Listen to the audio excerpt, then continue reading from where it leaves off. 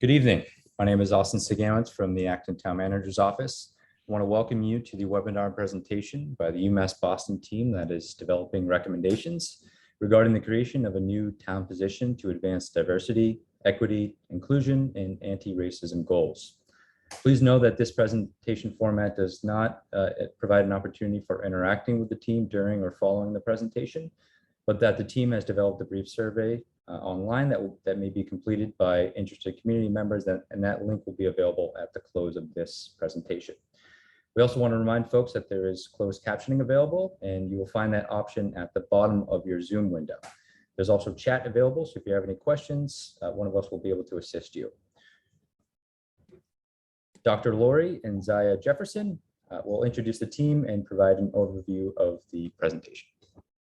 Well, greetings from UMass Boston, and I am the director of UMass Boston Center for Women in Politics and Public Policy. I am co-leading the UMass Boston team hired by the town of Acton to prepare recommendations regarding the creation of a diversity position in Acton. Welcome to our team's community update presentation. There are 6 members of our team, and I'd like to introduce them now. I'd like to recognize all of the contributions made by our team over the past 5 months. Mary Akati, Krista Kelleher, Tanya Shalop, Kelly Smith, and Agason Teklu. You will see each team member's affiliation on this slide. Tanya and Krista will be presenting with me tonight.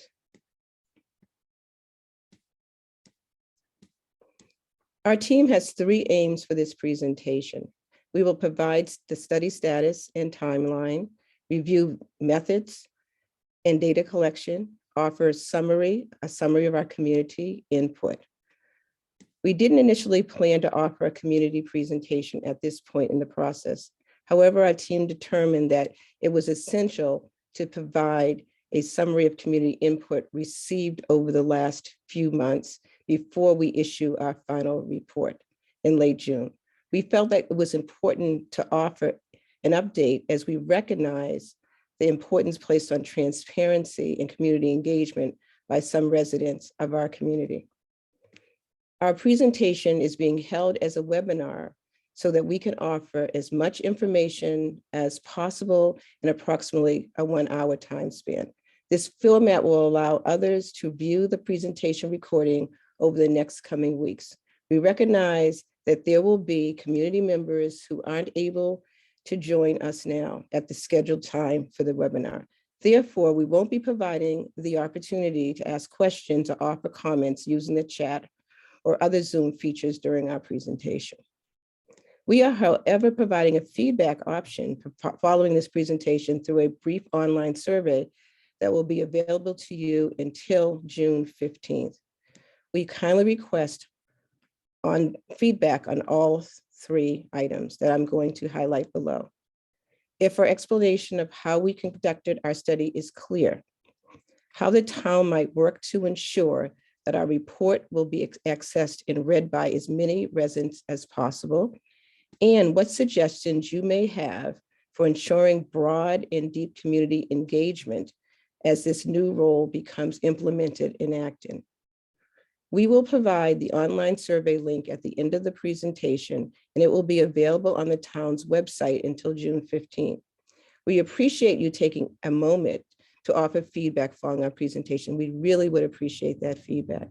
This feedback will be summarized and included in an appendix in our report. And we have some principles that we're utilizing to guide our report writing. And I think that's really important. So before we discuss the study status, I do want to take a little time to highlight our guiding principles. And I will outline 4 principles now. Throughout this project, we work to recognize that every municipality is unique and incorporate that uniqueness in the recommendations, obtain diverse points of view to the greatest extent possible on relevant issues related to the study focus. And we also want to focus on the study's purpose and future opportunities and refrain from passing judgments on past occurrences. And finally, we want to make recommendations that are pragmatic, adaptable, and achievable. I now invite Tanya Sonik from the Collins Center to outline the study status and offer an overview of the study methods. Tanya? Great, thanks, Laurie. So where are we? What have we done to date and what is left to do?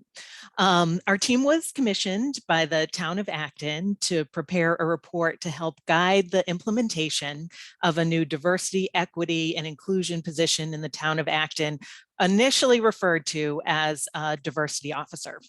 So our study began in mid-January. We collected most data by last week. We have a few last data points to obtain, and we'll do that by next week.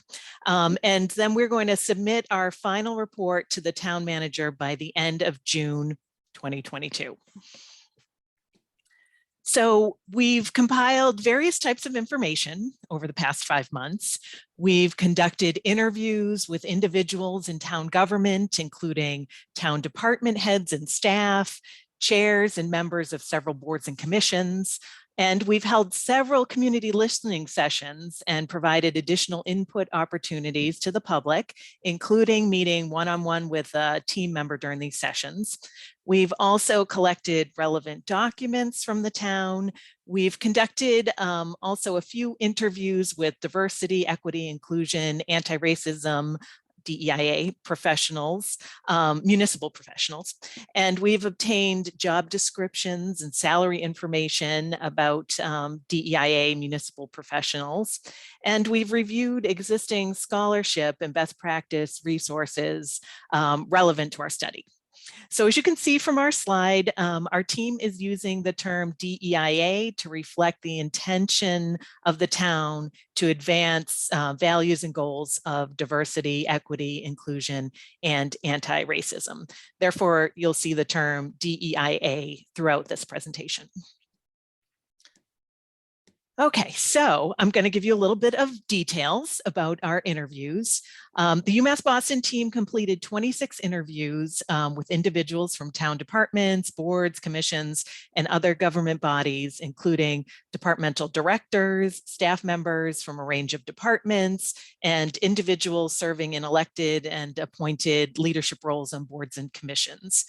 We also solicited input from staff through an open invitation to connect with the team, and several interviews with staff members were also conducted. All the interviews were conducted virtually, and these interviews covered several things: functions and duties of the town's new diversity position, suggestions for title and placement of the position in the town's organizational structure, supports needed for this position to be successful, town government and community climate related to diversity, equity, inclusion, and anti-racism, what success in the position might look like, background and skills needed for the position, and anticipated challenges or roadblocks for the person in this position. So modified questions on these topics were also posed to 2 DEIA professionals in other municipalities for their perspectives. We have a few more of those interviews with professionals planned in the coming week. So we kindly thank everyone who participated in this study as an interviewee and contributed their perspectives, experiences, and insights. So while the team had initially proposed 2 public engagement events, it was determined that offering more opportunities in various modes to provide input was critical to ensure that individuals had multiple options for input. The team held 3 listening sessions for community input. 1 was virtual, 2 were in person. Flyers were posted in several locations around town, in addition to electronic announcements via regular town communication channels. And the team also provided options for emailing input or connecting with a team member on the phone, and we also extended the deadline for doing so. The team compiled a list of organizations, groups, and coalitions based in Acton for publicizing public engagement events. And the team made efforts to connect with leaders and members of these entities in order to identify communication and outreach mechanisms to reach as many people of the community as possible, particularly those who may be underrepresented, marginalized, or not familiar with opportunities for engagement with town government. We also conducted a virtual listening session with members of the Diversity, Equity, and Inclusion Commission. And we're also grateful to all the community members who offered feedback to us through the listening sessions and in other ways. We appreciate the candid and thoughtful reflections and suggestions we received. While we made efforts to ensure that we received input from a broad and diverse range of community members across town, we do remain somewhat concerned that we didn't reach as many diverse community members as we desired. The topic of community engagement and inclusion in town governance are topics that were important to many who offered input, as you will see shortly when we share the feedback about the role. So Austin, oh, there we go. Our team collected relevant documents, including the town's organizational chart, salary and classification charts, the charter, bylaws, annual reports, and budget books, and other documents that were relevant to our preparation of recommendations for this role. We primarily utilize this information as context for recommendations regarding the location of the position in town government structure, the office location, title, job classification, qualifications, and the salary range. The team also compiled a comprehensive inventory of sources on best practices regarding the advancement of diversity, equity, inclusion, and anti-racism aims in municipalities. These data came from both scholars and practitioners in the field and from organizations and think tanks with expertise in this area, including interviews with Massachusetts municipal professionals in the area of DEIA, as we mentioned earlier. Finally, the team collected job descriptions and salary information for similar roles in Massachusetts communities. It's important to note that with relatively few roles established in towns and cities across the Commonwealth, there's limited information available for comparative purposes. Nonetheless, we'll be able to use what we have gathered to inform our recommendations given the relevancy of the data. So this presentation, the rest of it, is going to focus primarily on what we learned from the community input we received. So now we turn to the aim of the third aim of this presentation. Drawing on the various forms of community input we received, we will offer in just a moment a summary of the main points. We aren't able to cover each and every aspect of the role in this presentation, nor are we able to get into many details here. We're keeping this presentation to high-level findings. It's also important to point out that the community input we collected was primarily qualitative. We didn't collect quantitative information from the community, such as survey data. Therefore, the summary we offer here is based on qualitative information that isn't generalizable and doesn't have statistical relevance. Also, I'll mention here that while we've attempted to be comprehensive in this presentation, we're still finalizing our analysis of data. And so our final report will cover all essential points, including ones that aren't discussed in this presentation. Nonetheless, the qualitative data we collected is informative as it helps to understand various perspectives and thoughts about how the role might be best positioned and most effective for the town of Acton. Specifically, we will emphasize feedback on 5 dimensions of the role. First off, the goals. Next, the areas of focus, the duties and responsibilities. The organizational placement and title, supports and resources needed, and finally, challenges and roadblocks. So now I'll pass it over to Krista Kelleher, who will provide a summary of community input. So this study is grounded in the town's intention to ensure that equity, diversity, inclusion, and anti-racism are realized for all those who live, work, and spend time in Acton, and that these principles guide all of the functions and operations of town government. Taken in the aggregate and in its various forms, input about the new DEI role centered on 5 overarching goals considered critical for the new role. Individuals discuss the need to make the town more welcoming and inclusive, ensure equitable policies, procedures, and processes, create systems to collect, analyze, and address reports of bias and discrimination, strengthen town government's community connections, and increase engagement and diversity of residents in local government, and finally, increase diversity of the town's workforce. Some of these goals are broad and some are more specific. However, taken together, they offer a sense of what was seen as the most important areas of focus for the new role. I will also note here that the goals in many ways are interrelated. Being clear about what the role entails and ensuring that its aims, scope, and responsibilities are communicated well were seen as essential to setting appropriate expectations and to ensuring the role's effectiveness.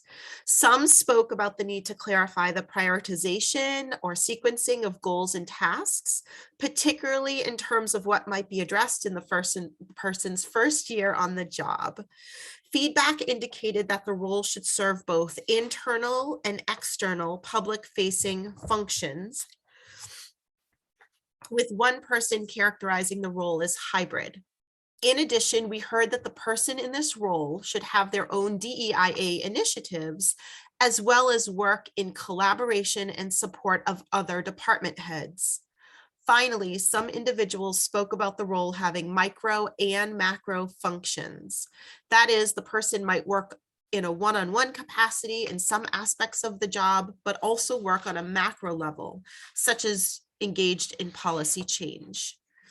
The more internal components of the role were generally oriented around 3 main areas of focus: town workforce, including diversifying and retaining, training, supporting and collaborating in various ways, policies and procedures, and a bias incident reporting system.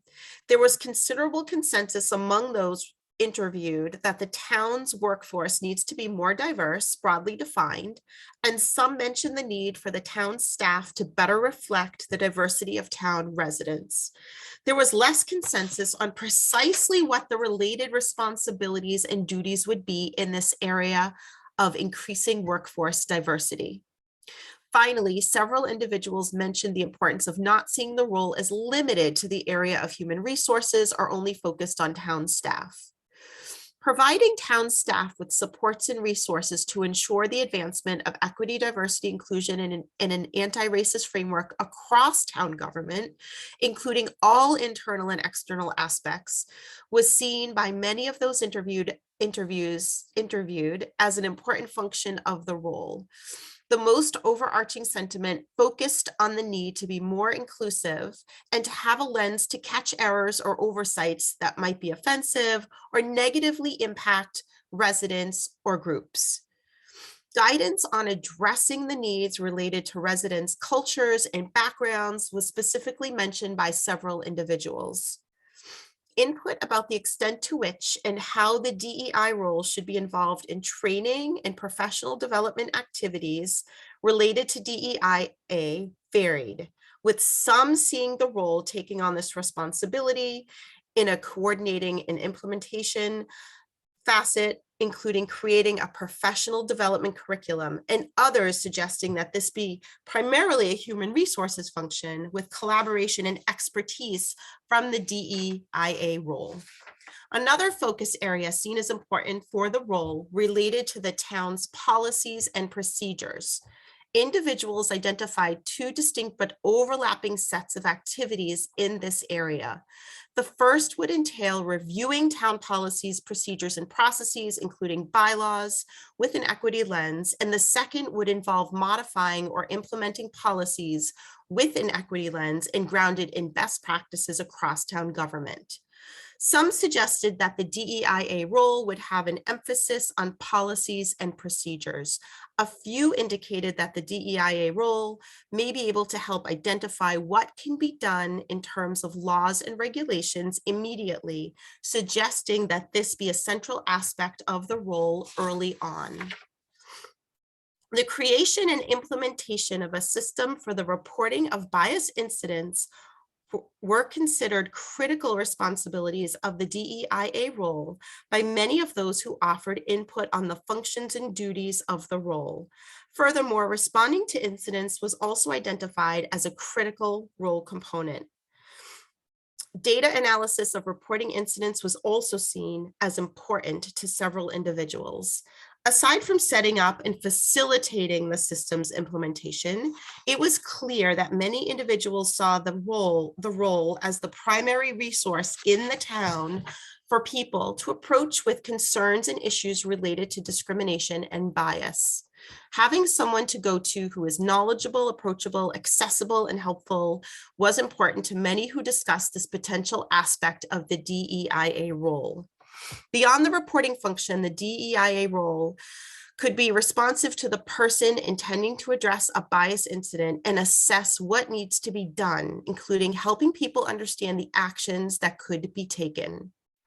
In addition to having a way to report and discuss an incident, the broader need for the town to respond to incidents in a collective, coordinated, consistent, and timely manner was seen as an essential aspect of the role. When the collection of data came up in feedback on this new role, it tended to be related to the tracking and analysis of incidents. However, several people noted that data on town demographics and diversity would also be appropriate as a focus for the role. For some individuals, the role should not only address incident reporting and responses in the town, but also extend to school incidents. Among those who cited the need for the role to be connected to the schools, there was a clear interest in seeing collaboration between the town and the regional school district on DEIA issues and initiatives. As one person noted, there needs to be collaboration with schools in terms of DEIA, and while the town school distinction should be respected, there should be coordination nonetheless. Additional duties mentioned for the role included providing staff support for two commissions, the Diversity, Equity, and Inclusion Commission and the Disabilities Commission. Several individuals mentioned the need for staff support for the commissions, but there were differing perspectives on whether the DEIA role should serve as staff for the commissions. A few people thought that the DEIA role should staff DEIC meetings and offer staff support to the commission more generally. Well, there was a suggestion that the DEIA role support the Disabilities Commission as a staff person. Someone else indicated that the existing staff support of the Disabilities Commission was appropriate and that there was a good connection between that commission and the town. While there is overlap between the internally and externally focused aspects of the role, it is possible to summarize the primarily external functions. So we'll do that here.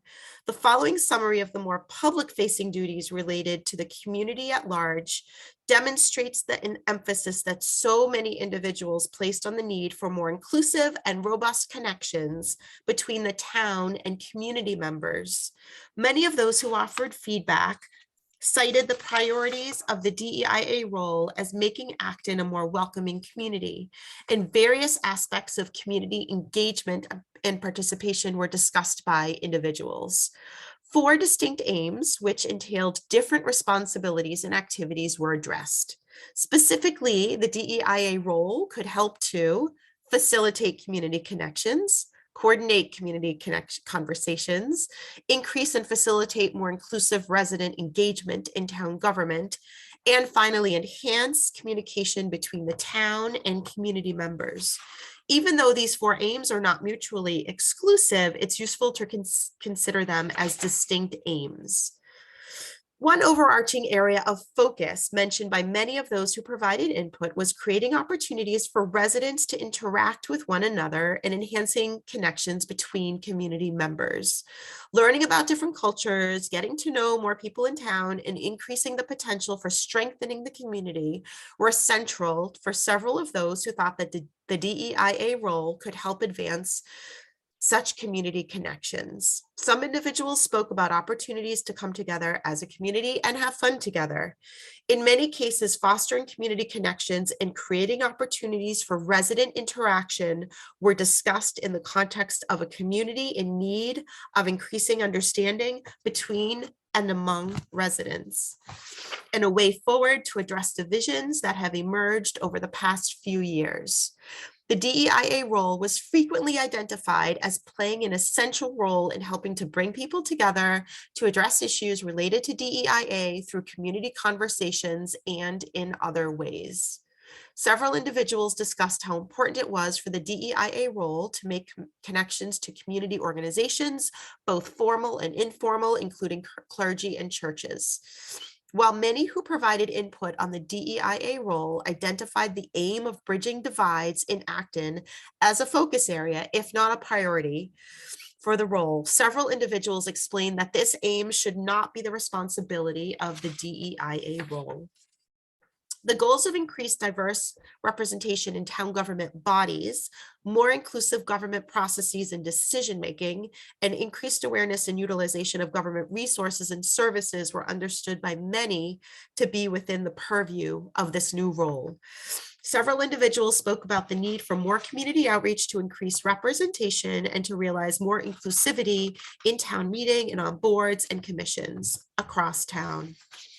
One major aspect of this focus area was identifying barriers to involvement and engagement in town government processes and opportunities to increase participation of community members in local issues.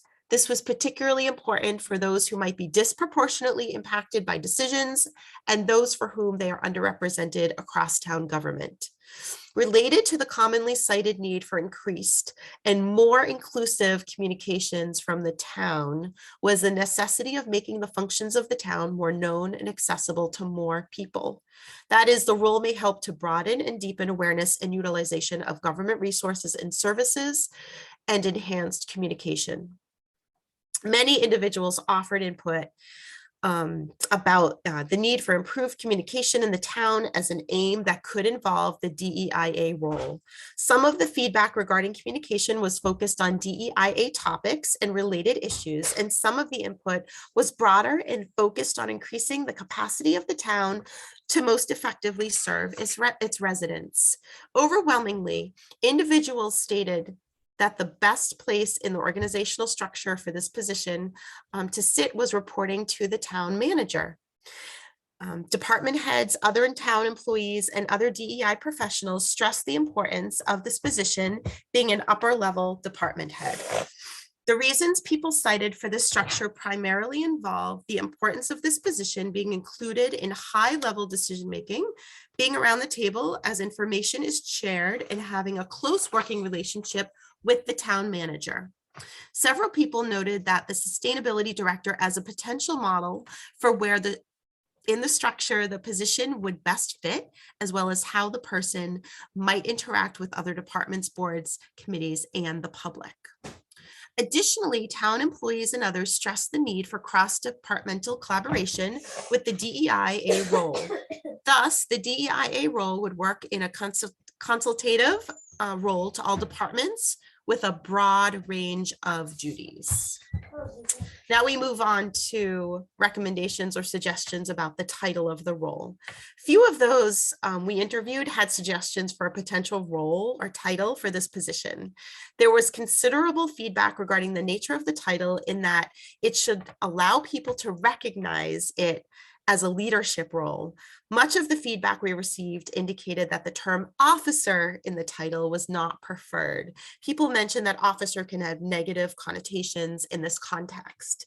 When people did have feedback regarding the title, many felt the word director was most appropriate. This would indicate the high-level nature of the position and indicate that the person was the head of the department, empowered to make decisions, and would have a seat at the table along with other leadership positions.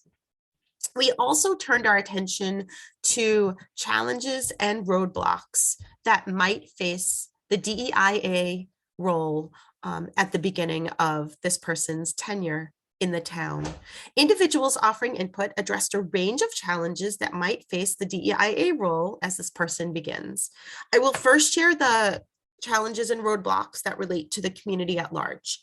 They included concern that the decision to have such a role was made without a lot of community input, general resistance to change in the community, and the emotionally charged nature of the topic and related issues. Challenges cited by staff included concern regarding resources going elsewhere, fear of the unknown, including effects of the new role on own staff work, question about whether there's enough work for a full-time position or full-time role, and the layout of town government with various staff locations and facilities spread out all over town as a challenge potentially for this new role. Turning our attention to supports and resources, those interviewed for the study were asked what type of support the DEIA role would need. The most consistent response was that the DEIA role would need support and backing from the town manager and buy-in from other departments and individuals across the town. Several individuals mentioned that the role might necessitate physical support, such as an office, budget, and possibly administrative support. Dr. Lori Nasaya Jefferson will now offer some concluding remarks, as this summary is as comprehensive as we can offer now, and we're happy to be able to provide it to you this evening, have provided it to you this evening.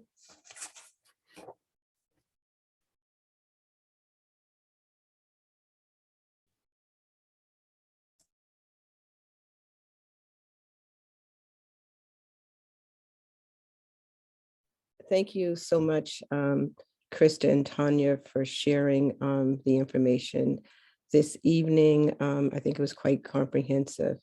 And this does conclude our presentation. We look forward to finalizing our work for the town and invite you to complete a very brief survey that asks for input on 3 items: how we conducted the study, how to most effectively reach community members to disseminate our report, and how to best engage the community going forward as the DEI role is implemented. As mentioned earlier, this survey will be open until June 15th. The link is on this slide, but is most easily accessible from the town's website. On behalf of the entire UMass Boston team, I thank you for your time, your attention, and your interest in this critical new role for the town of Acton. Thank you very much. Thank you very much. And as we close out this presentation, I want to thank the folks from UMass Boston, the Collins Center, not only for your work in presenting tonight. I also want to thank the various town staff, boards and commissions, community members, and also the residents for your feedback. This could not obviously be done without the tremendous feedback and support from the community. And also just to remind folks that the recording of this presentation will be available tomorrow on the town website, as well as the link to the survey. Thank you very much, and hope everyone has a great night. Take care. Thank you.